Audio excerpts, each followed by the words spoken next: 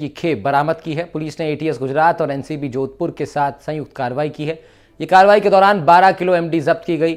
शिवगंज तहसील के कैलाश नगर थाना इलाके के लोटीवाड़ा बड़ा गांव में ये दबिश देकर पुलिस ने 2 लोगों को गिरफ्तार कर लिया। एटीएस गुजरात और एनसीबी जोधपुर की तरफ से संयुक्त रूप से कार्रवाई की गई। 12 किलो एमडी ड्रग्स बरामद की गई है।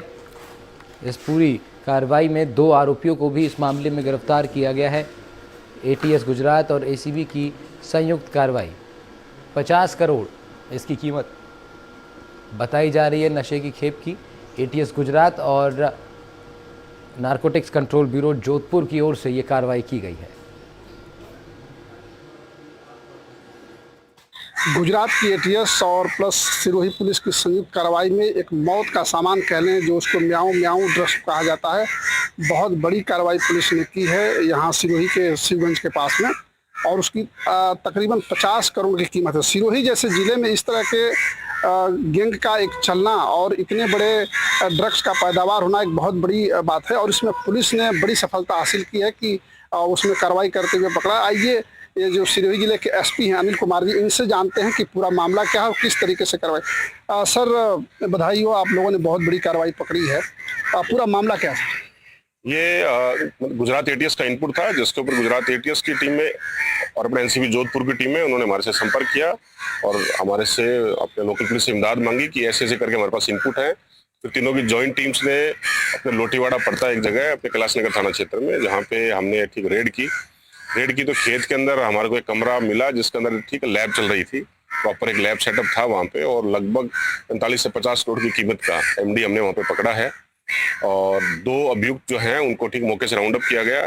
एक तो जिसका खेत था रगाराम वो है और एक अपने बजरंग करके है। इन दोनों को राउंड अप किया गया है। और कौन कौन लोग इसमें शामिल हैं, इसमें गुजरात एटीएस और एनसीबी काम कर रही है और उनको जो भी मदद सपोर्ट की जरूरत है लोकल, वो सिरोही पुलिस उनको दे रही है। तो सर इनकी पूछताछ तो सिरोही पुलिस ही करेगी, तो अभी तक कुछ इनपुट मिला इसका? पूछताछ देखो, ज्वाइंट इंटरोगेशन टीम है हमारी, काम कर रही है। चूंकि इसका केस है जो एनसीबी बना रही है, तो इसका मेन इंटरोगेशन पार्ट एनसीबी का रहेगा, पर हमारी उनके साथ टीमें काम कर रही हैं।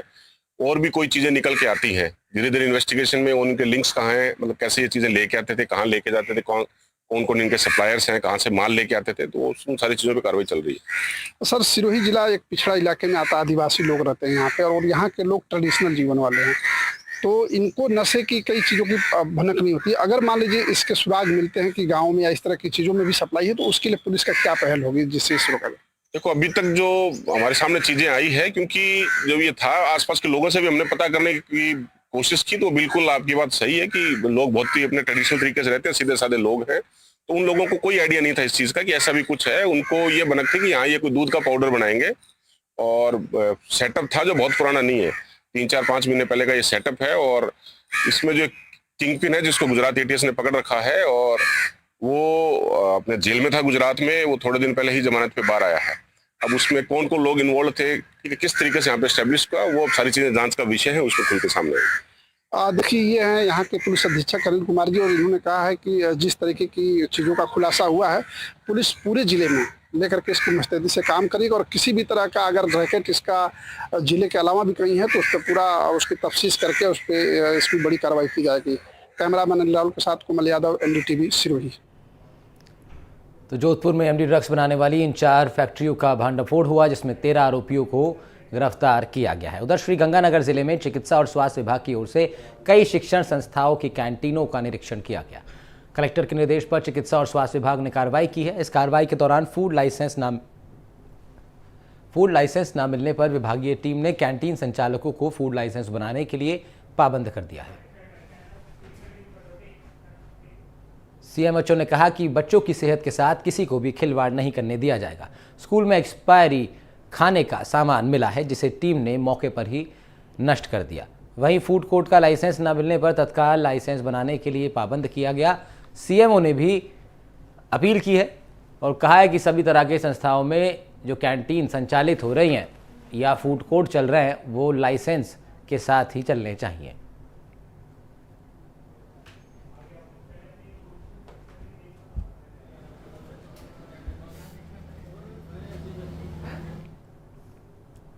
झुंझुनू जिले की हॉकी वाली सरपंच के नाम से मशहूर नीरू यादव को यूएन से बुलावा आया है। नीरू यादव बोहाना तहसील के लांबी अहीर गांव की सरपंच है। न्यूयॉर्क में बतौर जनप्रतिनिधि पंचायत स्तर पर किए गए नवाचारों पर अपने अनुभव वो साझा करेंगी। न्यूयॉर्क में संयुक्त राष्ट्र के जनसंख्या और विकास आयोग की ओर से आयोजित होने वाले सालाना सम्मेलन CPD मीट 2024 में नीरू को भारत का प्रतिनिधित्व करने के लिए न्योता दिया गया है। नीरू यादव जनप्रतिनिधियों के नेतृत्व अनुभव विषय पर अपने विचार 3 मई को UN में साझा करेंगे। यूनाइटेड नेशन से न्योता मिलने पर गाँव में खुशी की लहर है। नीरू यादव के साथ आंध्र प्रदेश की ग्राम पंचायत पिकरू की सरपंच कुनुकू हेमा कुमारी और त्रिपुरा की सेपा जिला परिषद की सभा अधिपति सुप्रिया दास दत्ता भी न्यूयॉर्क में विचार साझा करेंगे।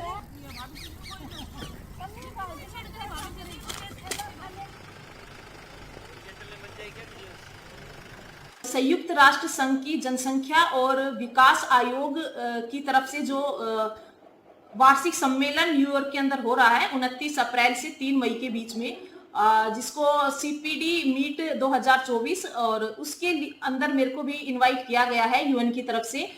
जो भी मैंने अपने गांव में और पंचायत स्तर पर जो मैंने काम किए हैं और जिस प्रकार का मेरा नेतृत्व रहा है और जो मेरे अनुभव रहे हैं, उन अनुभवों को मैं वहां पर साझा करूं, उसके लिए मुझे इनविटेशन मिला है और उस चीज को लेकर मैं बहुत खुश हूं। मेरे परिवार वाले सब बहुत खुश हैं, मेरी पंचायत से जो लोग हैं वो सब बहुत खुश हैं।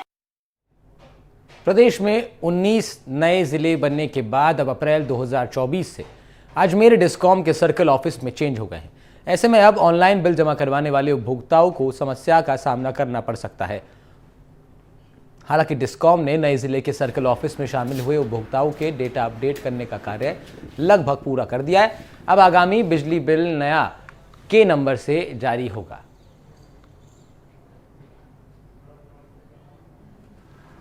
तो अप्रैल 2024 से नया ये लागू होने वाला है। ऑनलाइन बिल जमा करने वालों के लिए परेशानी ज़्यादा ना हो, उसके लिए अभी से काम शुरू कर दिया गया है।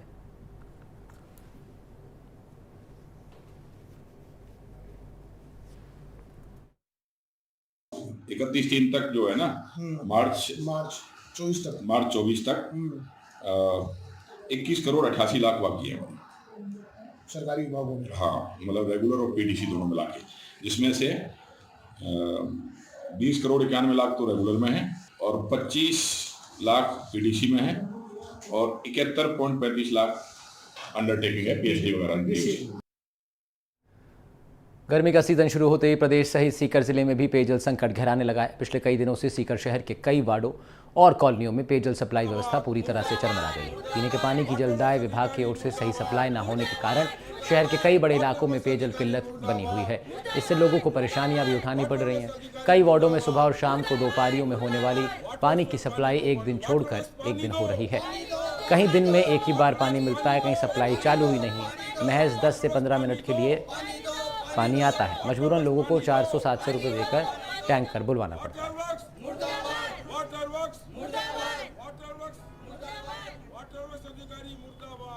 अब इसको लेकर के महिलाओं ने, स्थानीय ग्रामीणों ने प्रदर्शन भी किया है। मांग की है प्रशासन से कि उनकी पेयजल की समस्या पर जल्द ही कोई कार्रवाई की जाए, जिससे उनको पानी उपलब्ध हो सके।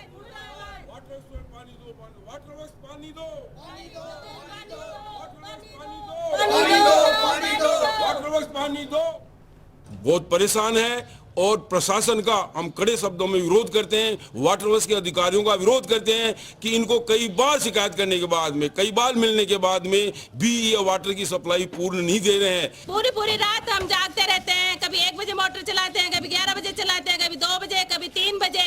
अगर हम इस तरह पूरी रात जागते रहेंगे तो हम बीमार हो जाएंगे, तो उसका जिम्मेदार कौन होएगा? पीने के लिए हम कैन मंगाते हैं, जो 20-20 रुपए का एक कैन आता है, जिसमें 4 बोतलें नहीं भरी जाती है। गरीब आदमी कहाँ से पैसे लाके पैसे से पानी भरेगा?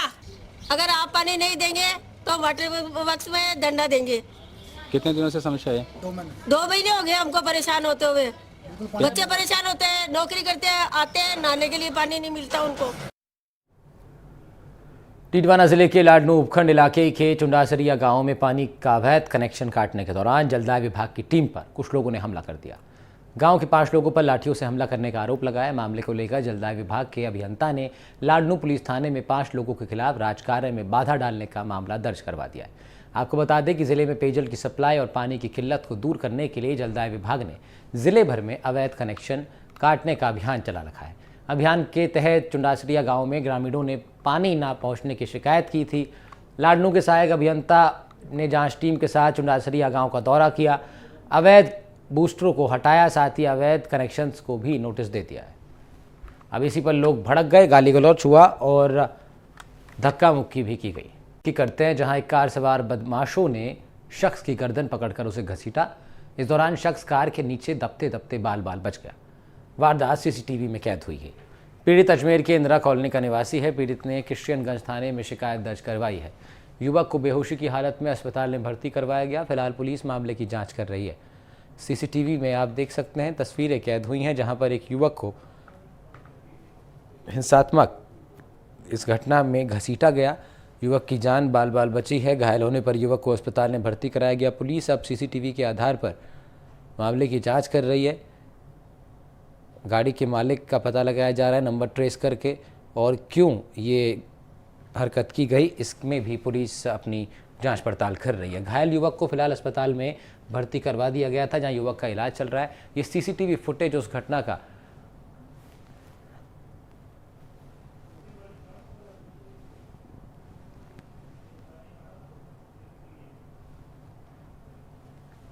अब ये फुटेज आप देखिए जिसमें एक गाड़ी के बगल से एक व्यक्ति जा रहा है और गाड़ी में चलाने वाले शख्स ने उस पैदल चलने वाले शख्स की गर्दन पकड़ी और उसे धकेल दिया। इसमें बाल बाल उसकी जान बची है। आप देखेंगे अंत में गाड़ी के नीचे उसका पैर आने से बाल बाल बचा है।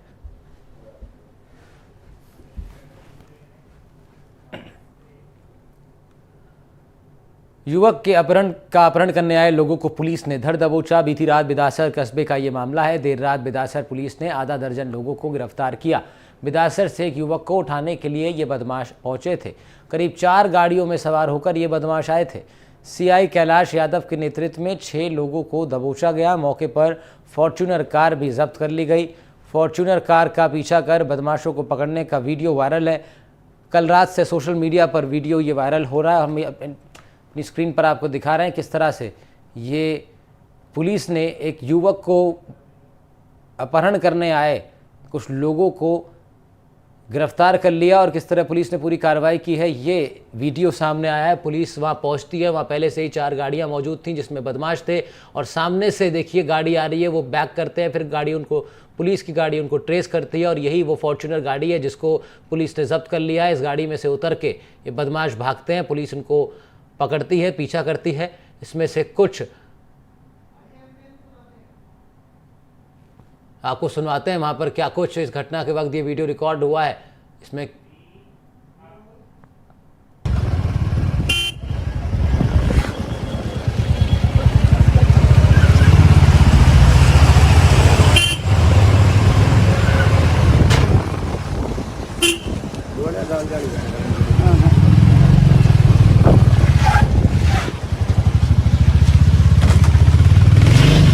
दिया यही सफ़ेद रंग की गाड़ी फॉर्च्यूनर जिसको जब्त किया गया। पुलिस के जवान गाड़ी से उतरते हैं और भाग रहे बदमाशों को पकड़ने में कामयाबी मिलती है।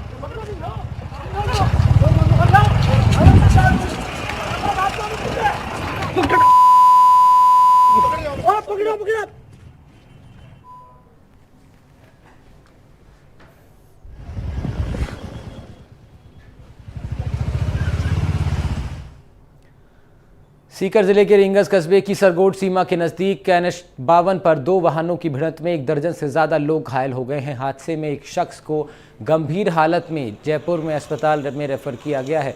जानकारी के अनुसार एक स्विफ्ट डिज़ायर गाड़ी जयपुर निवासी पवन कुमार सैनी और उनकी पत्नी सरिता देवी उससे जा रहे थे। साइड में लगाकर वो रुके ही थे कि अचानक से पीछे से आ रहे वैन चालक को नींद की झपकी आने से गाड़ी में जोरदार टक्कर लगी। हादसे में वैन चालक गंभीर रूप से घायल हुआ है। प्राथमिक उपचार के बाद जयपुर रेफर उसको कर दिया गया।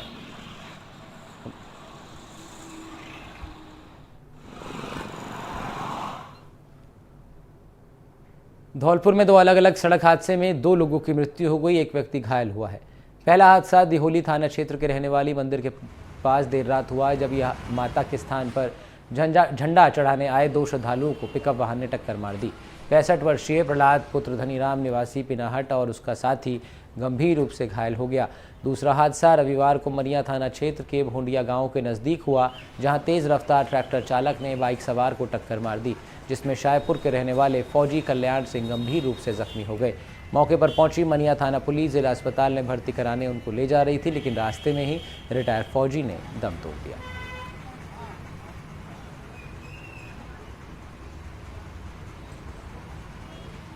कल दिनांक 27/4/2024 को शनिवार के दिन रहने वाली माता पर मनजात लग रही थी। जात पे ये लोग आए थे, टेम्पू में भर करके आए थे। तो टेम्पू में दर्शन करने के बाद में टेम्पू में आने के लिए आए रहते, तो बीच में मतलब एक बोलेरो पिकअप गाड़ी ने एक्सीडेंट कर दिया, जिससे उनकी चोट लग गई थी, जिससे उनकी मौके पर ही मौत हो गई। हॉस्पिटल में लाते ही समय मौत हो गई। इसमें सर एक घायल भी बताया जा रहा था। हाँ, एक घायल भी है, उसके पैर में चोट है। आने पर उसका मेडिकल कराया जाएगा। ये पोस्टमार्टम कार्रवाई चालू है। पोस्टमार्टम होने के बाद में डेड बॉडी परिजनों को सौंप दी जाएगी। कोटा किशोरपुरा थाना क्षेत्र में चंबल नदी के भीतर कल मिले युवक और युवती के शवों की पहचान हो गई है। खबर के मुताबिक प्रेम प्रसंग मामले में दोनों ने खुदकुशी की है। दोनों ने प्रेम प्रसंग के चलते सुसाइड किया है। ये मामला अब सामने आया है। युवक की पहचान दीपक सेन और युवती पूजा राठौर के रूप में हुई है।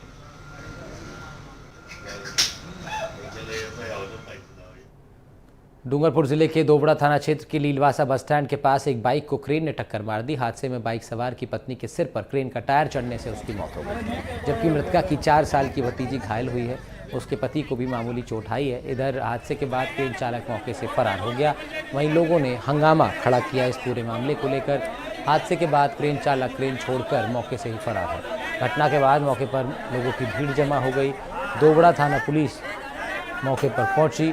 मृतका के परिजन मौके पर पहुंचे, जहां परिजन क्रेन मालिक को मौके पर बुलाने और मुआवजे की मांग पर अड़े रहे।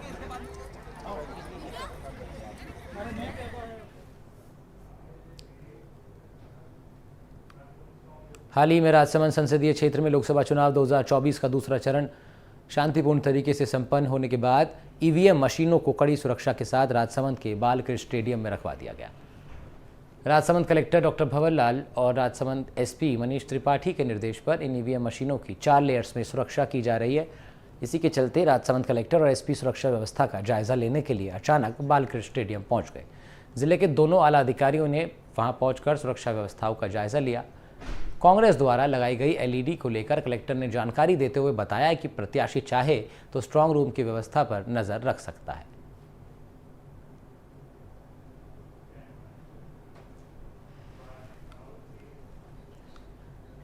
भीलवाड़ा में एक सब्जी विक्रेता की बेटी ने रेसलिंग में नेशनल टूर्नामेंट में परचम लहराया। पिता खेती करते हैं, इनके मां सब्जी बेचने का काम करती हैं। माँ बाप का सपना था कि बेटी देश और प्रदेश के लिए मेडल जीते। बेटी ने भी राष्ट्रीय स्तर पर फेडरेशन कप रेसलिंग टूर्नामेंट में कांस्य पदक जीतकर अपने घर वालों का नाम रोशन किया है।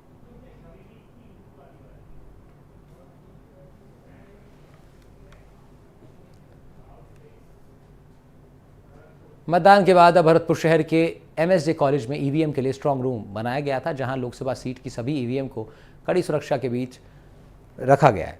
स्ट्रांग रूम में ट्रिपल लेयर सिक्योरिटी बनाई गई है। सबसे पहले पैरामिलिट्री फोर्स की तैनाती की गई, उसके बाद आरएसी की तैनाती है। पुलिस के जवानों को भी तैनात किया गया। इसके साथ ही सीसीटीवी के माध्यम से स्ट्रांग रूम की मॉनिटरिंग की जा रही है। 4 जून को मतगणना तक ईवीएम मशीन्स यहीं पर रहेंगी।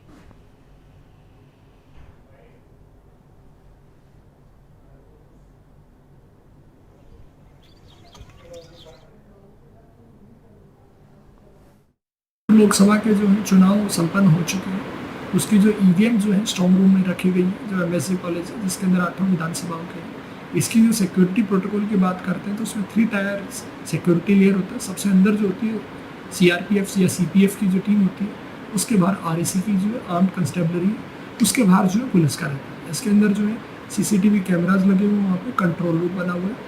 इसके अलावा जो भी वहाँ एंटर करता है तो उसको अपने रजिस्टर्स में रखा जाता है, उनकी लॉग बुक मेंटेन होती है, साथ में ड्यूटी रोस्टर्स रहता है। बात करते हैं अगर कैंडिडेट्स के लिए, तो वहाँ पे बाहर जो है हमारे द्वारा हॉल के अंदर व्यवस्था की गई है, जिसमें वो सीसीटीवी कैमरा जो कि ईवीएम मशीनें जहाँ रखी गई हैं, साथ में उनके जो बाहर जो स्ट्रॉन्ग रूम्स लॉक किए गए हैं उनकी फुटेज वहाँ से क्लियरली दिख रही है।